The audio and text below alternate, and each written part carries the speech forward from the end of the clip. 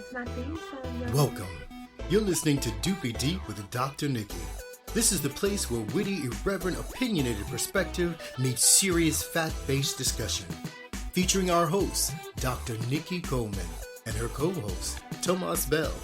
You can also join in the discussion during our live tapings by following us on Spreaker.com. Now, the doctor is in. It's time to get Doopy Deep.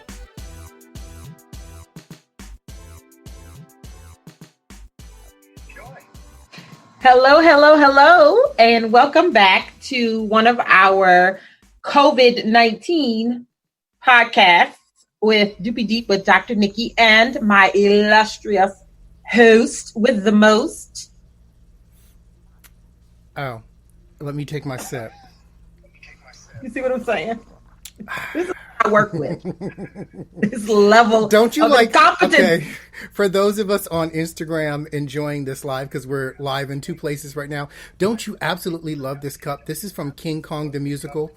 Thoughts and prayers to that musical. It was dead long before Broadway closed. Let's just be honest about that. But the cup is quite nice. Do enjoy that. I do like the cup. I like mine better. I know. It's almost 5. Because you here, stayed with and it's cocktails. after 5 in New York. Mm-hmm. And at night it's Europe. Nope. It is at night At in night, Europe. it's Europe. I can drink. Maybe you need to put the drink down Shut because we are live. And not only are we streaming on your Instagram, we're also streaming on mine. Don't let my people know how much of a drunkard Dr. Nikki is. I big you up in these streets. I know. So we have our first question here on IG from Dr. LaWanda Hill, all the way out in sunny California. So it's too early for you to join us with Drink LaWanda, but we'll sit for you. Cheers to you. LaWanda, to answer your question. How are things in New York? Yeah, I am.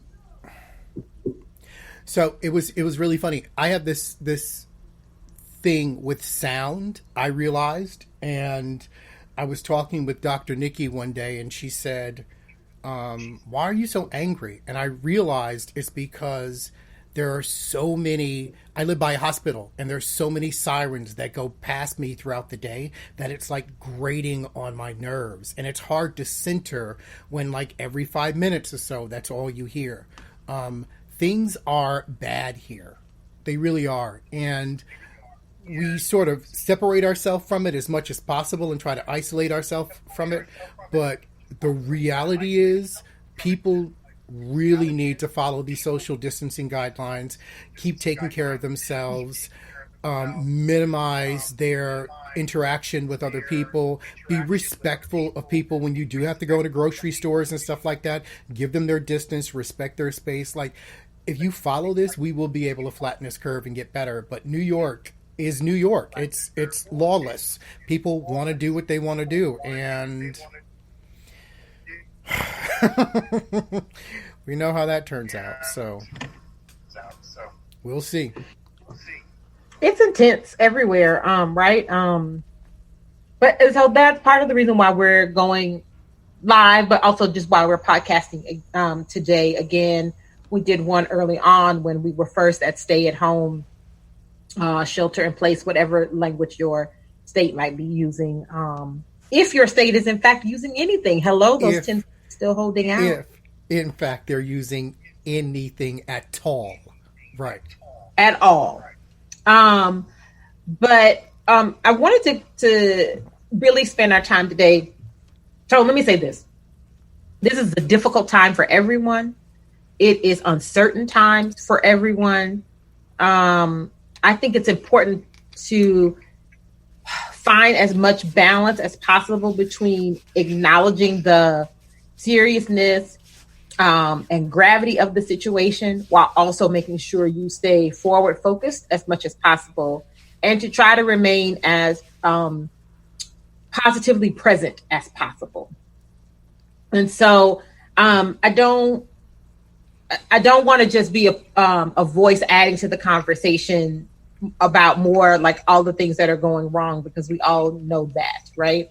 But we wanted to talk a little bit today about what are some things that people can do, or what I think is really important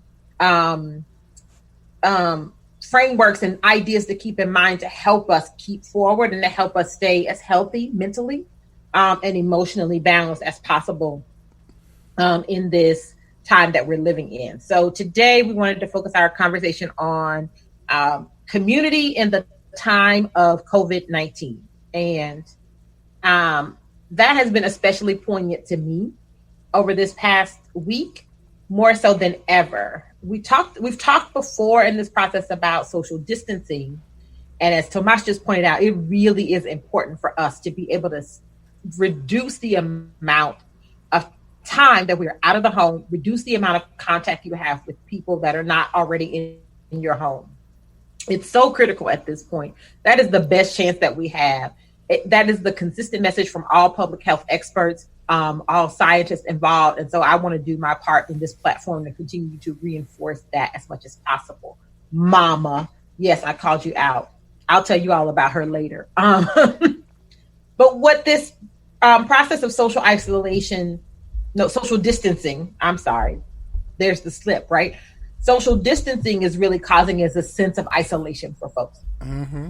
And I think it's really important that we remember how much community, how much our connection to other humans, especially those that are important to us, that love on us, that we love, that we share those deep and meaningful connections with, how important it is that you have a consistent practice of being intentional about engaging those communities. I got to the point towards the middle of the weekend, the end of the weekend, where I really was starting to feel that loss of human connection. Right. Done a really great job of doing FaceTime or Google Duo. I'm using all the video resources. So shout out to Marco Polo. This is your time to shine. It really is. It really is.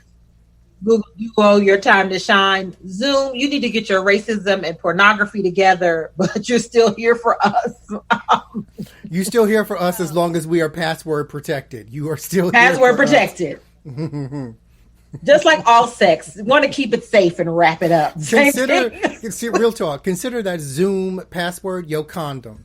You gonna catch something. Condom. You gonna catch something if you ain't got it. And take a pass. This is not the time for you if there is no password protection. And so all of that has been important for me, for real. And I'm also in the home with my daughter. So full disclaimer, I'm expecting her to come popping up the stairs at any point because she's doing virtual schooling. So I'm sure she'll be in the mix. Thirsty. She is thirsty. I call my child thirsty. Mommy. The thirst is so real with that one.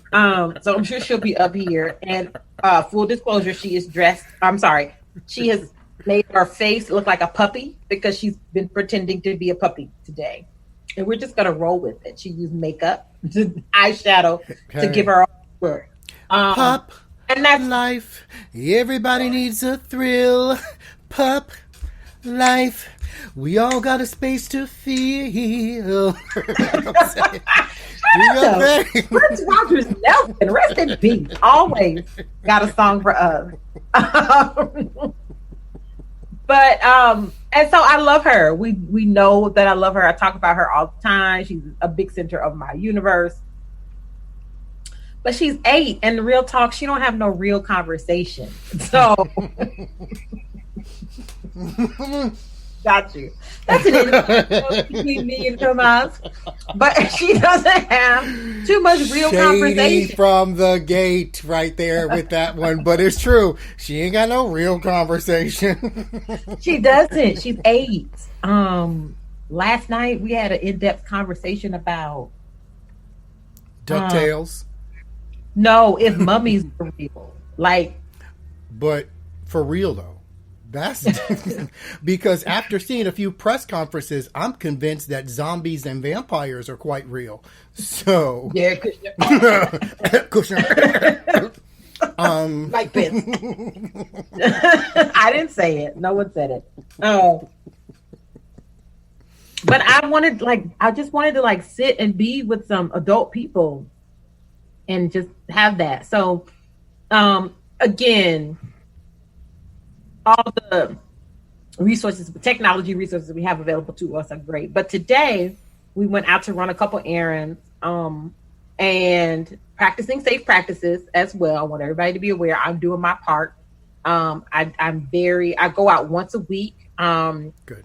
Needed to the grocery store. I try to go as early in the morning as possible. I try to make sure I'm going to a location where there are fewer people in the store as possible. Perfect. And that's about it. But I had to make a very important stop, and that was to get my wine to pick up from Total Wine and More. Shout out to you. Yes, very important.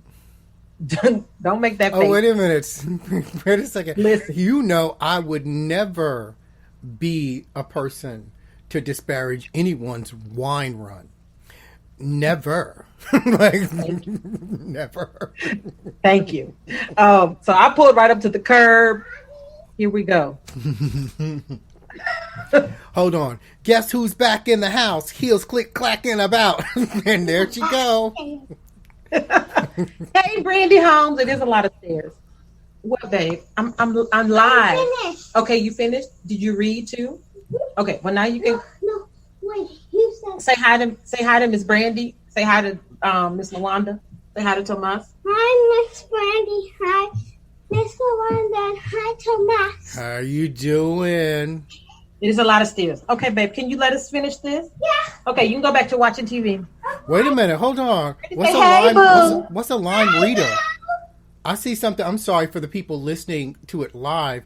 What is this? What is this lime Ritas that I need to know about? What is this? What's That would be happening? a lime Rita. Lime Rita. It's a trisyllabic word.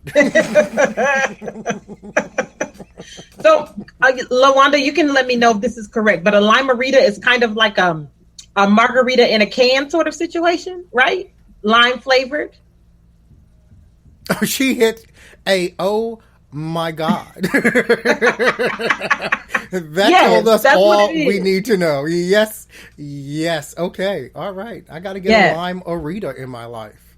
Get a limerita for yourself. Mm-hmm. So, as I was saying, I pulled up to the curb at the Total Wine. I did have to go in, so I do this whole thing when I run into stuff like that when it's possible. She's her non-bougie pleasure. living for that right now. Living for the non-bougie pleasures. You better give me, if you tell me it's like Arizona iced tea cost 99 cents a can, I'm going to go ahead on and get myself $20, $30 worth right now. Okay? Cans for your pleasure is what I'm seeing here. Yeah. That's a yes queen right there for you. I love it. I love it. But I ran in and got that. And then we were over by some very dear friends of mine that I haven't seen since this whole thing started. And so I was like, I'm just dropping by their house. And in a regular non-corona COVID street, you don't really just drop by people's house. That's not a thing that grown people do to other grown people. But I just was like, I just need to see some people that I know and I love face to face. And so I pulled up in the driveway and then I FaceTimed her and she was like, are you in front of my house? And I was like, I am in front of your house. And she was like, I'm finishing up a conference call. Don't go. Just give me a few minutes. And then she came out. She got everybody else at the house. And I stayed in the car. Asha stayed in the car. And she stood on the sidewalk. And we got to catch up for 25 minutes. And it really did so much for my whole entire spirit. Right. That kind of thing is so important. So important to keep that connection. It's so important. Yeah. And just to, and I talked about this last week when I was live for the mental health happy hour, was we need to have a broader, deeper, more meaningful sort of collective grace for each other, right? Mm-hmm. We're all through, what I'm noticing is that every individual is going through these ups and downs at their own pace. Right. But we're all going through an up and down simultaneously. Right. So what I have found is that the people that are my touchstones are those that I can kind of bear my vulnerability to, let them know